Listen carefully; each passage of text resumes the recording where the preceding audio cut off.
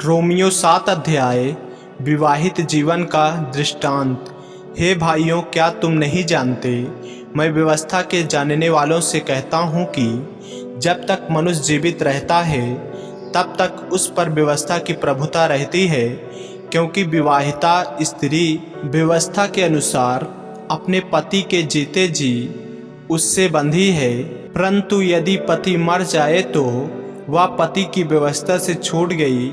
इसलिए यदि पति के जीते जी वह किसी दूसरे पुरुष की हो जाए तो वे विचारणी कहलाएगी।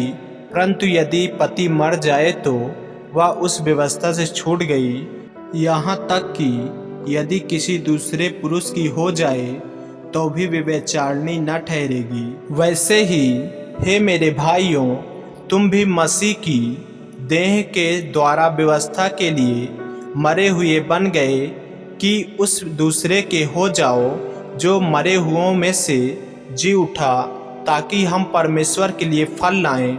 क्योंकि जब हम शारीरिक थे तो पाप की अभिलाषाएं जो व्यवस्था के द्वारा थी, मृत्यु का फल उत्पन्न करने के लिए हमारे अंगों में काम करती थी। परंतु जिसके बंधन में हम थे उसके लिए मरकर अब व्यवस्था से ऐसे छूट गए कि लेख की पुरानी रीति पर नहीं वरन आत्मा की नई रीति पर सेवा करते हैं। व्यवस्था और पाप, तो हम क्या कहें? क्या व्यवस्था पाप है? कदापि नहीं, वरन बिना व्यवस्था के मैं पाप को नहीं पहचानता। व्यवस्था यदि न कहती कि लालच मत कर तो मैं लालच को न जानता, परंतु पाप ने अवसर पाकर आज्ञा के द्वारा मुझ में सब प्रकार का लालच उत्पन्न किया। क्योंकि बिना व्यवस्था पाप मुर्दा है। मैं तो व्यवस्था बिना पहले जीवित था, परंतु जब आज्ञा आई तो पाप जी गया और मैं मर गया। और वही आज्ञा जो जीवन के लिए थी मेरे लिए मृत्यु का कारण ठहरी, क्योंकि पाप ने अवसर पाकर आज्ञा के द्वारा मुझे बहकाया और उसी के द्वारा मुझे मार भी डाला। इसलिए व्यवस्था पवित्र है और आज्ञा भी ठीक और अच्छी है। तो क्या वह जो अच्छी थी मेरे लिए मृत्यु ठहरी? कदापि नहीं, परंतु पाप उस अच्छी वस्तु के द्वारा मेरे लिए मृत्यु का उत्पन्न करने वाला हुआ कि उसका पाप होना प्रकट हो, और आज्ञा के द्वारा पाप बहुत ही पापमय ठहरे। मनुष्य का अंतर्विंद्रव हम जानते हैं कि व्यवस्था तो आत्मिक है, परंतु मैं शारीरिक और पाप के हाथ बिका हुआ हूँ। जो मैं कहता हूँ उसको नहीं जानता, क्योंकि जो मैं चाहता हूँ वह नहीं किया करता, परंतु जिससे मुझे घृणा आती है वही करता हूँ। यदि जो मैं नहीं चाहता वही करता हूँ तो मैं मान लेता हूँ कि व्यवस्था भली है।